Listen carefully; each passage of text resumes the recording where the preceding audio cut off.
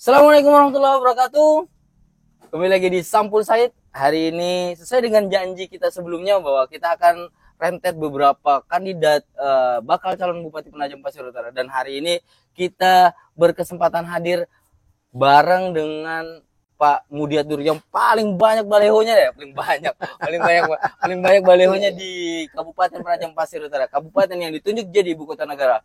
Nah, di samping kita ada, ya kalau dilihat di media sosial tuh bilang Pak Gemoy itu, Pak Gemoy. Walaupun Gemoy itu ya Pak, anak milenial itu ya sering nyebutnya Pak Gemoy gitu kan. Apalagi baju yang beredar itu sudah banyak banget itu, baju-baju Gemoy itu. Nah, sebelum kita jauh ngobrolin tentang masalah pilkada atau pemilihan bupati, ya kita mau tahu dulu rutinitas Bang atau Pak Mudiat yang hari ini insya Allah akan ikut berkontestasi dalam tanggal 27 November mendatang. Nah, perkenalkan dulu diri dulu Pak. Iya, mungkin Assalamualaikum warahmatullahi wabarakatuh. Waalaikumsalam.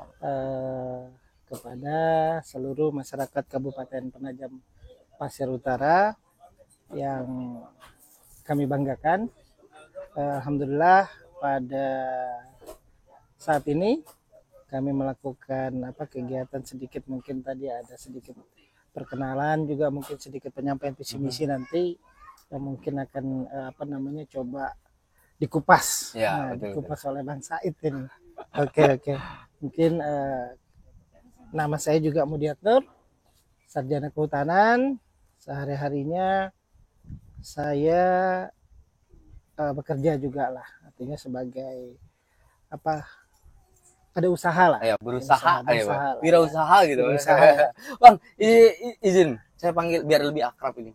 Pak Mudiat sendiri selain hobinya Bapak itu apa sih Pak? Ini Kalau kan publik itu kadang suka hal-hal yang ringan ya. Kalau kita ngobrolin langsung bicarain tentang politik itu kadang aduh berat banget gitu kan. Apalagi kan anak milenial. Iya. Jadi hobinya Bapak itu apa sih? Kalau hobi sebetulnya banyak kalau hobi ya. Karena saya lihat itu Bapak itu banyak yang kenal di bulu tangkis gitu. Oh iya Pak. betul. Ini karena kebetulan saya juga menjabat sebagai ketua PBSI Kaltim, Persatuan Bulu Tangkis Seluruh Indonesia Kalimantan Timur, untuk periode 2021 sampai 2026. Oh, artinya masih panjang nih Pak ya. Jadi masih panjang. Kita juga lagi proses penyiapan atlet di PON yang alhamdulillah pada PON kali ini seluruh atlet PON Kaltim untuk bulu tangkis itu lolos di semua kategori, baik itu perorangan maupun kelompok.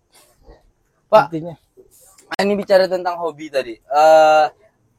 Hobi sekaligus juga ngurusin olahraga. Memang berarti hobinya juga memang dunia olahraga. Memang. Selain hobi itu Pak, mancing atau mancing? Kalau mancing ya pasti. Oh, mancing pasti Pak. Pasti. Nah, ini kita di pinggir laut ini. Kita lagi ada di pantai Nipa. Sipakaryo.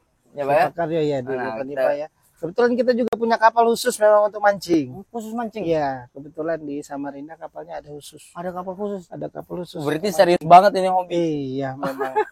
Memang khusus untuk bermalam juga, itu ada kamar kan. Bermalam di laut? Iya, kadang bermalam di laut mabuk, pastinya. Enggak, kan kita memang anak laut kan. Wah, memang anak laut. Artinya beliau hadir bukan bicara ya siapa. Kita ini bicara bagaimana pemuda atau anak bangsa yang coba untuk berjuang bersama untuk kemudian membangun Kabupaten Penajam Pasir Utara. Betul. Pak Mudiat, terlepas dari anak berapa Pak? Anak ada 4. Anak ada 4. Iya betul. 2 cowok, 2 cewek. Istri 1 Pak ya? Istri 1. Oh, istri 1 Pak, istri 1. Dan ada niat nambah. Maaf Bu ya, ini bercanda aja ini Bu. Hati itu bahaya. Bercanda Bu, bercanda. Bu, Pak, untuk bicara tentang masalah, ya saya sedikit agak ngulik gitu.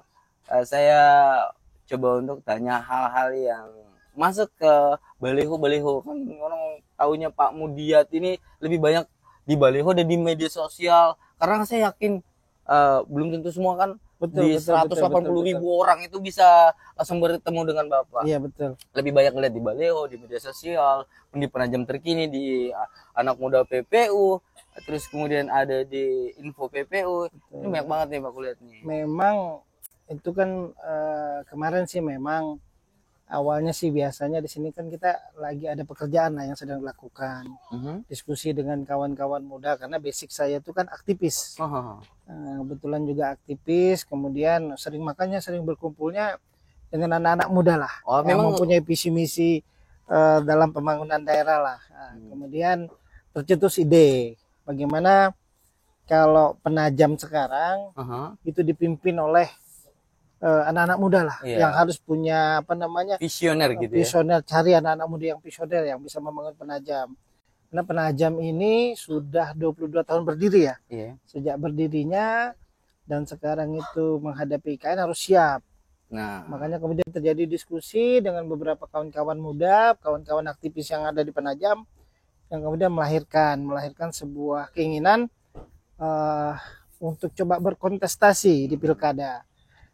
Kita kemudian menunjuk beberapa kawan muda yang ada di sini lah, ya kan. Tapi kemudian karena sesuatu dan lain hal, akhirnya kawan-kawan itu mencoba bagaimana kalau Bang Mudiat saja yang maju, gitu ya. Kan seperti itu. Akhirnya setelah dipikir dan berdiskusi juga dengan keluarga, akhirnya kita coba Bismillah untuk kemudian coba untuk berkontestasi di pilkada PPU. Makanya karena kebetulan kita berusaha di sini, tapi juga kita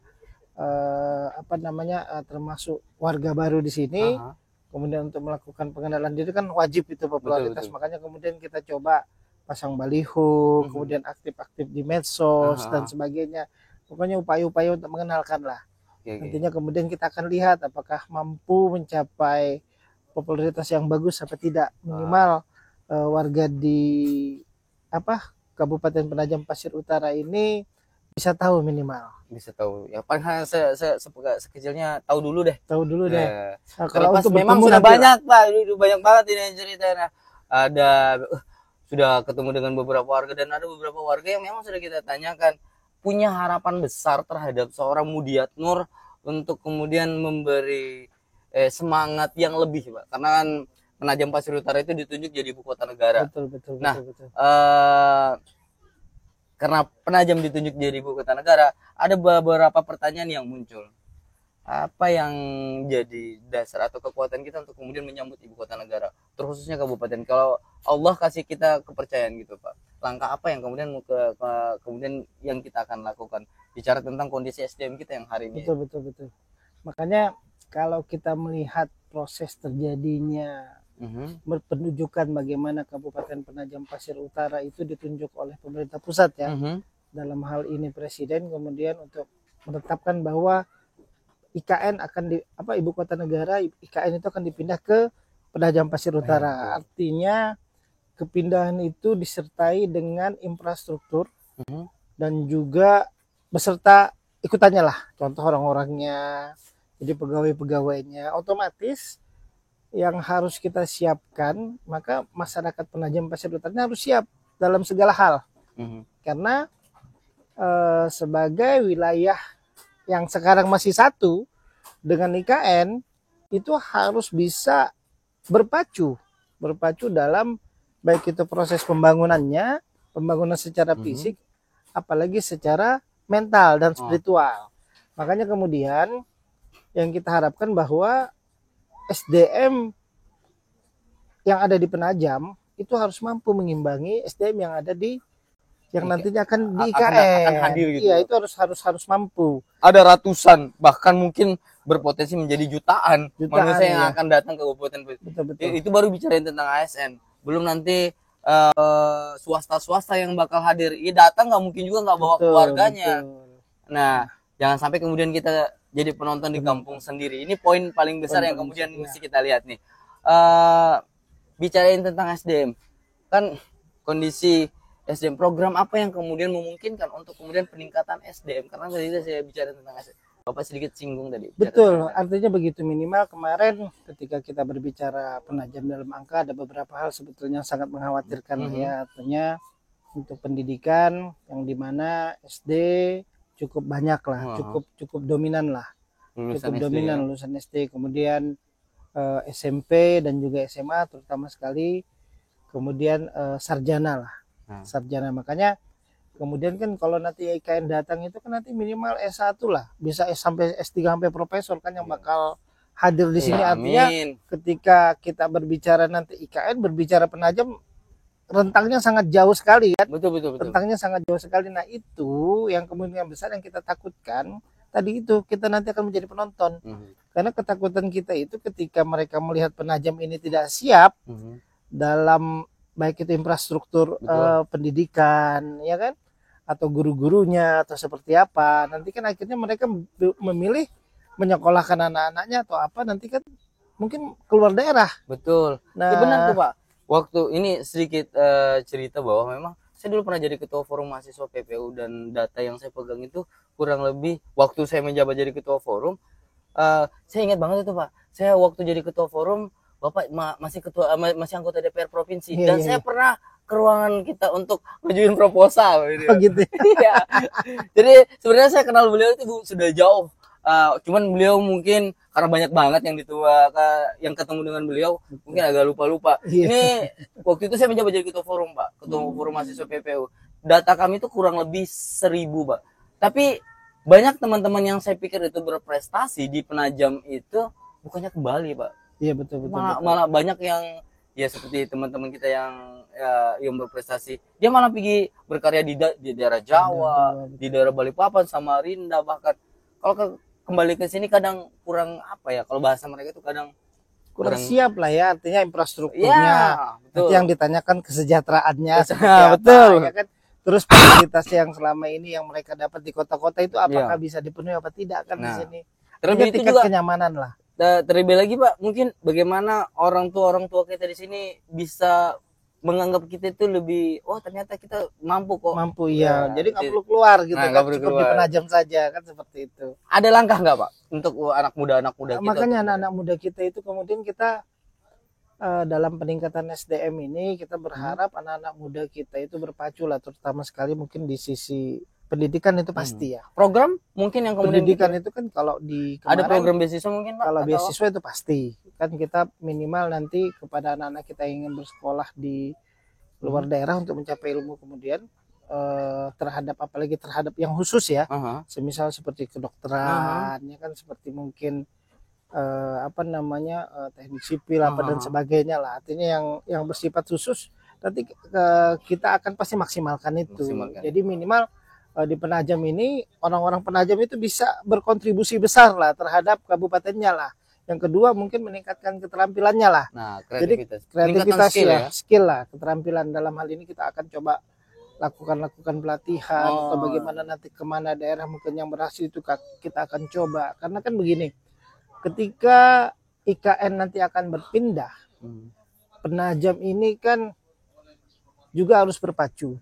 Sama halnya seperti daerah lain nih, ketika ada Jakarta ada namanya sekitarannya itu Jabodetabek. Nah, kalau kita lihat sekarang kan posisinya itu pembangunannya kan luar biasa. Betul. Artinya Penajam ini harus berpacu dengan itu. Bagaimana dia bisa mencapai posisi seperti itu gitu loh. Minimal seperti Kota Tangerang ya kan, dengan lengkap sekarang fasilitasnya semua ada. Kemudian daerah Bogor juga semua ada. Nah, artinya pembangunan itu baik secara struktur maupun pembangunan manusianya itu harus kita siapkan dari sekarang, jangan sampai nanti kita tertinggal. Kalau kita tertinggal nanti ujung-ujungnya kita jadi masyarakat kabupaten yang terpinggirkan lah, padahal IKN berada di tempat kita berserta fasilitasnya. Jadi ada kelihatan terlalu jomblang kalau kemudian kita tidak mempersiapkan. Beasiswa tadi sempat peningkatan infrastruktur. Pak, ini kan beberapa waktu ini kita lihat yang menurut saya di lapangan hari ini yang begitu intens turun ke lapangan dari beberapa kandidat yang kita lihat itu adalah Pak Mudiat ya. Kita melihat betul-betul intens untuk kemudian lakukan gerakan-gerakan grassroots, gerakan-gerakan bawah tanah, gerakan bahkan sampai beberapa kali kita lihat ada pertemuan-pertemuan. Pak, ada beberapa yang dikeluhkan oleh masyarakat. Yang paling riskan, yang paling mesti kita selesaikan apa Pak? Banyak sebetulnya persoalan-persoalan di sini, seperti kalau tadi dari SDM tadi ya. Iya. Rata-rata guru itu kan kemudian berpendidikan S1 kebanyakan kan. Kita coba meningkatkan nantilah di beberapa ini bahwa guru mungkin yang SMA ya kan? Betul. Biasanya kan kalau yang orang kuliah di universitas tuh kalau dosen itu S1 minimal dosennya harus S2. Betul. Ya kan seperti itu. Betul. Kalau dosen S2 minimal S3. Ah, betul, Nah, betul. ini guru kita yang SMA kalau bisa minimal S2. Ah. Nah, kita akan berikan Mengupgrade gitu ya. kita upgrade semua, baik itu semua lah fasilitasnya kita akan siapkan lah. Nah, ini Itu untuk dari sisi SDM ya. Ya. Artinya guru-guru Ini jadi itu, keluhan juga kadang ya. iya, makanya kita harus menyiapkan gurunya dari pembangunan manusianya ya. Kemudian dari sisi sebetulnya ada di beberapa daerah itu kan punya persoalan masing-masing tadi. Seperti kita sebutkan, seperti di Sepaku juga punya masalah. Kemudian di Babulu punya masalah sendiri, Waru punya masalah sendiri. Kemudian Penajam punya masalah sendiri di Babulu misalnya. Dan tim Bapak sudah merangkum itu. Coba merangkum itu, kita coba merumuskan lah. Apa artinya kita nanti kita rangkum, kita rumuskan bagaimana juga menyesuaikan dengan kemampuan daerah, kemampuan keuangan daerah. Seperti misalnya di Babulu tuh, misalnya di situ kan termasuk luas wilayah pertanian yang mungkin dulunya pemerintah sempat menginginkan swasembada pangannya di sana kan, katanya kan lumbung pangan kedua. Cuman itu saya agak bingung, lumbung pangan kan kita coba panen kadang 1 kali gitu. Ya itu persoalan ketika kita ke sana, ternyata persoalan yang utama itu adalah persoalan air. Ya, Persoalan air irigasi. Ternyata banyak sawah-sawah di situ tuh kebanyakan sawah tak ada hujan. Betul. Nah, padahal kan kalau kita ketahui harusnya itu pertanian itu kan yang harus dibantu pertama kali itu bagaimana ketersediaan infrastruktur lahan seperti air. Kalau lahan sudah ada. Iya, kalau lahan sudah. Karena kebanyakan kata-kata ketika kita ke sana, kata masyarakat, Pak, kami disiapkan mesin ini, kami disiapkan mesin ini. Sekarang Pak, masalahnya ketika tidak ada air, ketika tidak ada, apa yang kami tanam katanya kan? Apa yang mau dipanen, kami disiapkan mesin panen katanya kan? Tapi apa Pak yang mau dipanen ketika kami tidak bisa menanam kan? Karena airnya nggak ada gitu kan? Yang kedua persoalan pupuk juga kan seperti itulah. Kemudian di perkebunan ya kan persoalan pupuk ada. Kemudian ketika di daerah Penajam juga yang banyak apa namanya yang suka menangkap ikan ya kan, nelayan kita kesulitan bahan bakar lah ya, seperti apa namanya solar.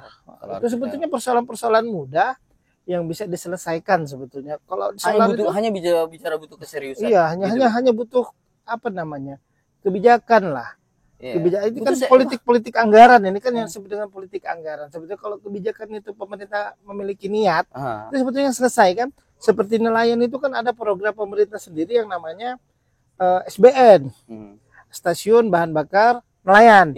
Itu kan harganya kan luar biasa murah kan, hanya untuk solar itu. Saat ini ada di Api-Api sama di daerah di daerah Api-Api sama di daerah Penajam ya. Betul. Tapi kan itu tidak cukup lah kalau dengan jumlah nelayan kita. Terus yang kedua mungkin bentuk penyelewangan yang lebih besar. Benar coba. Ini artinya kan artinya tinggal bagaimana peran pemerintah bisa memaksimalkan itu. Harganya kan lumayan murah tuh 6.000 kalau saya tidak salah. Mungkin ditambah ongkos kirim apa berdasarkan kesepakatan, tapi harganya jauh di bawah harga solar. Kemudian persoalan di sini juga yang menjadi persoalan dasar adalah ketika ada nelayan memiliki hasil tangkap juga petani itu rata-rata kan dijualnya semua keluar. Betul. Kita tidak memiliki gudang untuk penyimpan melakukan pengepakan. Bagaimana hasil yang didapat itu memiliki nilainya yang lebih tinggi. Jadi hasil itu misalnya ikan, bagaimana caranya ikan itu tidak hanya dijual ke pasar tapi memiliki nilai yang tinggi, diubah. Artinya kan seperti itu, artinya kita tidak cukup berpuas diri dengan yang sumber daya yang ada. Tapi kita harus bisa melakukan inovasi bagaimana memiliki apa namanya ikan-ikan atau apapun itu yang dihasilkan oleh daerah ini memiliki nilai yang jauh lebih tinggi diolahnya. Oke Pak, saya udah konkret deh, karena sudah saya pikir Pak Mudiat sudah aktif turun ke lapangan, sering dengar masyarakat, bahkan beberapa kali juga beberapa kali kita lihat ikut nongkrong di kalangan anak muda. Nah, saya pikir itu tuntas untuk bicara tentang bagaimana seorang Mudiat memperkenalkan diri, bahkan bagaimana arah depan juga. Bicara tentang arah ke depan, bicara tentang kondisi SDM dan menyambut ibu kota negara. Saya agak sedikit masuk ke ranah yang boleh dijawab boleh enggak sih Pak sebenarnya. Karena ini bicara tentang politik ya, karena kan politik itu kadang musuh itu kita lagi ini ngintip ya. Bekesah apa ini orang ini situ kan. Ngintip-ngintipnya biasanya ada apa dicerita di sana. Nah, hari ini bicara tentang politik, sudahkah ada perahunya gitu? Kalau kita berbicara perahu sebetulnya gambaran sudah ada. Nah, walaupun di Samarinda sudah ada perahu, Pak. Iya. Ada untuk mancing tapi. Itu dia. Makanya ada beberapa sebetulnya yang coba kita lagi upayakan. Beberapa hari ini kan sering berhubungan dengan kawan-kawan politik lah, bagaimana kita bisa mendapat perahu itu yang kemudian bisa untuk mengusung kita nanti pada kontestasi pilkada yang akan mendaftar pada bulan Agustus nanti. Bulan Agustus nanti. Ada beberapa partai yang kita coba dekati, makanya kemarin ketika partai-partai yang ada di Penajam ini melakukan pembukaan pendaftaran, kita ambil formulir dan kemudian juga mengembalikan lah. Itu bentuk keseriusan. Iya betul, makanya kalau kita ditanya serius pasti serius lah. Kalau perahu sudah ada dapat, Pak? Wah, gitu. Alhamdulillah mungkin. Insya Allah gitu, Pak ya. Insya Allah lah ya, mudah-mudahan lah. Kalau dengan upaya kita kan tidak ada lah upaya mengkhianati hasil. Proses tidak akan pernah mengkhianati hasil. Betul. Oke, saya masuk satu pertanyaan agak sensitif lagi, Pak. Karena kan gini, seorang Mudiat Nur itu tidak akan mungkin hadir sebagai calon bupati sendiri. Pasti ada wakilnya. Harus ada, ya ada pengantinnya kan ada dua tuh ya. Pengantin itu kan ada dua, bukan sendiri nih. Ada sudah tidak nama orang yang kemudian memungkinkan untuk kemudian mendampingi seorang Mudiat Nur? Betul. Kalau nama-nama sebetulnya sudah ada sebetulnya. Oh, sudah ada. Sudah ada banyak kan, karena kita yang pasti berkumis mungkin, Pak, mungkin gitu, atau bagaimana gitu. Kalau itu mungkin nanti. Atau botak gitu kan, Pak. Di sini kan terlalu banyak sebetulnya, Iya, sebetulnya tokoh-tokoh Penajam yang mungkin kita bisa bersama-sama lah. Intinya kan kita ingin membangun Penajam ini. Kita carilah tokoh-tokoh masyarakat yang ada di Penajam ini yang kemudian bersama-sama berkomitmen bagaimana Penajam ini ketika pilkada nanti dan berhasil, inginnya membangun Penajam ini jauh lebih baik yang kemudian akan kemudian bisa meningkatkan kesejahteraan masyarakat. Komitmen-komitmen itulah seperti itu yang harus kita buat. Jadi kita tidak ingin termasuk di partai politik, Pak. Iya, makanya komitmen kita itu kan sebetulnya lebih besar kepada bagaimana kita bisa membangun dan membuat masyarakat PPU ini bisa lebih sejahtera, kan seperti itu. Artinya kita tidak ingin ada kepentingan secara pribadi atau kepentingan kelompok-kelompok tertentu yang kemudian berimbas pada kesejahteraan dan ketidakadilan terhadap masyarakat. Itu sebetulnya cita-cita ini sebetulnya, cita-cita sebetulnya. Kayak ini Pak, dalam banget tadi ceritanya, semua ngerasa dalam banget. Makanya kemudian kita coba memberanikan diri itu sebetulnya. Ini kan apalagi Penajam ini dengan jumlah penduduk hampir 200.000 ya. Hampir 200.000 dengan luas wilayah yang cukup luas lah. Kemudian dengan APBD yang saya katakan kalau kita jangan melihat angka atau membandingkan dengan daerah lain lah. Benar. Jangan seperti kita ini kan APBD-nya 2 triliun lebih. Tapi kan ini kecil ini kalau dibandingkan dengan Samarinda nih. Kecil juga kalau dibandingkan dengan Kutim. Tapi jumlah penduduk kita tapi kan berbanding dengan jumlah penduduk dan juga luas wilayah sebetulnya yang harus dipikir. Jadi berpikir itu tidak boleh berpikir hanya pada satu angka. Kan ada berbagai komponen yang kemudian bagaimana bisa menyimpulkan itu suatu kesimpulan kan seperti itu. Kalau misalnya kalau misalnya kita berbicara angka 2 triliun lebih kemudian jumlah pegawai yang hanya 4.000, maka dipikir-pikir kemudian ketika kita melihat APBD, kita kupas APBD Penajam itu yang belanja pegawai sekitar hampir 600 miliar itu, saya pikir masih banyak sebetulnya sisa untuk dibandingkan dengan daerah lain sebetulnya anggaran itu luar biasa lah. Anggaran kadang dianggap cuman habis untuk di pegawai aja. Betul, makanya kita lihat, saya juga melihat pembinaan terhadap kawan-kawan muda ya, kelompok-kelompok Gen Z, kelompok-kelompok muda, milenial, kemudian ormas, juga kemudian kelompok-kelompok keagamaan lah, kelompok-kelompok itu saya melihat komunikasi antara pemerintah dengan kelompok-kelompok tersebut bantuannya tuh kurang sekali begitu loh. Artinya ketika saya ketika berkumpul bertanya sekian katanya, astaga luar biasa ini, saya bilang ini berbeda dengan saya dulu, misalnya dulu pada saat di DPRD dulu juga pernah dekat lah dengan satu kepala daerah lah ya. Satu kepala daerah yang mana saya selalu mendampingi beliau dulu Kemudian dalam persoalan-persoalan keagamaan, organisasi keagamaan itu luar biasa dibantunya. Artinya dengan waktu itu hanya APBD seperti itu Bisa sudah begitu. luar biasa lah. Jadi Apalagi dengan penajam yang komunikasinya sekarang begitu apalagi saya. dengan penajam yang luar biasa menurut saya. Kalau menurut orang lain itu kecil, mungkin itu versi lah ya, Ya, versi karena bicara tentang masing-masing. wilayah, luasan Iya jumlah betul. penduduk dengan Jumlah beberapa penduduk komponen yang tadi dengan yang beberapa komponen, kalau saya simpulkan APBD sangat besar. Apalagi nanti dengan adanya IKN, otomatis pastinya IKN tidak akan berdiam diri lah ketika ada satu wilayah sekitarnya itu dianggap jadi wilayah yang tertinggal jauh. Ya kan, artinya pasti apalagi ini daerah asalnya IKN loh ya. betul, subsidi-subsidi dari pemerintah IKN. Ya kan, nanti ada subsidi dari IKN sendiri, dari pemerintah Provinsi Kalimantan Timur sendiri pasti ada. Belum lagi pihak keterlibatan pihak swasta. Nah, ini kan yang tidak pernah digali sama pemerintah selama ini. Kalau kita lihat kan kebanyakan itu hampir seluruh pemerintahan itu kan hanya menjalankan rutinitas. Kan artinya sebuah rutinitas yang harus kita rubah gitu loh. Harus kita rubah bagaimana rutinitas itu menjadi sebuah keberanian dalam mengambil keputusan atau dalam mengambil kebijakan untuk membangun daerah. Seperti itu. Mantap. Saya rada-rada bingung jadinya jawabnya karena saya mau minta spill, beliau ya ada lah gitu ya. Jadi kalau bicara tentang sudah ada lah. Dan beliau juga menjelaskan beberapa hal niatan utama beliau dalam kontestasi politik di 27 November mendatang. Pak Mudia sebenarnya pengen banyak ngobrol, cuman waktu juga Mbak Desi. Karena kalau orang dengerin kita ngoceh itu lebih dari setengah jam, jenuh juga Pak. Betul, nanti kita akan nanti kita akan buat season baru karena hari ini anak milenial, anak Gen Z lagi banyak yang ngikutin Pak Mudia. Katanya Bapak Gemoy. Dan semoga nanti ada waktu lagi bisa ngobrol-ngobrol kita lagi. Buat khusus sesi anak muda lah, ya kan, seperti itu kan. Pasti lebih asik kita sebetulnya bagaimana pemuda itu nanti berpartisipasi bersama-sama dalam membangun Penajam Pasir Utara ini kan, sebagaimana diberdayakan kan. Makanya saya bilang hubungan komunikasi antara pemerintah daerah sendiri dengan kelompok-kelompok muda ini saya bilang kurang. Iya betul.